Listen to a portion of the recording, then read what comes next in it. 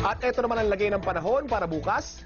Nalusaw na po ang low pressure area na nagdala ng napakasamang panahon sa Luzon noong isang linggo. Pero malaki pa rin ang epekto sa bansa ng northeast monsoon o amihan. Silipin natin ang Luzon weather natin bukas. Maulap po at malaki ang posibilidad ng pag-ulan dito po sa northern Luzon dahil po sa northeast monsoon. Asahan po natin ang maulap na panahon dito po sa Apayao. Maulap din po ang panahon with strong chance of rain dito po sa Abra. Maganda naman ang panahon dito sa central at southern Luzon. Kasama na po ang Metro Manila. Katamtaman ang lamig sa umaga sa 23 degrees Celsius. Good weather po tayo sa natitirang bahagi ng Luzon. Ito naman ang lagay ng panahon dito naman sa Visayas. Asahan po natin ang magandang panahon sa Visayas. Maganda po ang panahon sa Panay. Maliit po ang posibilidad ng pag-ulan dito po sa Cebu.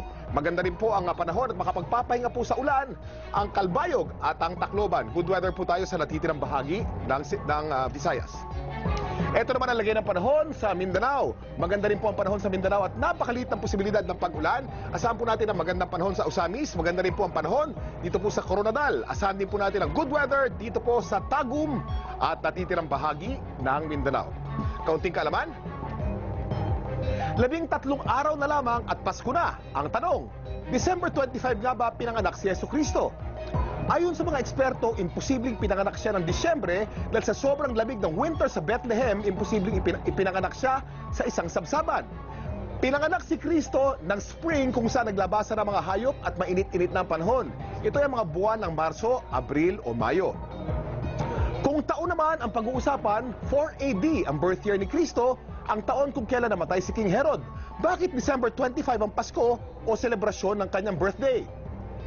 Nung unang panahon sa Europa at Middle East, December 25 ang pinakamahalagang araw para sa mga pagano dahil ito ang araw ng pista ng Natalis Solis Invicti.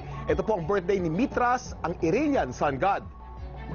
Dahil ginusto ni Emperor Constantine na maging popular ang Kristyanismo, sinabay niya ang pagdiriwang ng birthday ni Jesus sa mahalagang kapistahang pagano. Kahit hindi December 25 po ang birthday ni Jesus, ating gunitain ang kanyang kadakilaan sa ating puso at sa ating mga pamilya. Ito po si Kuya Kim nagsasabing sa bawat pagsubok ng panahon, laging tatandaan, ang buhay ay weather lang.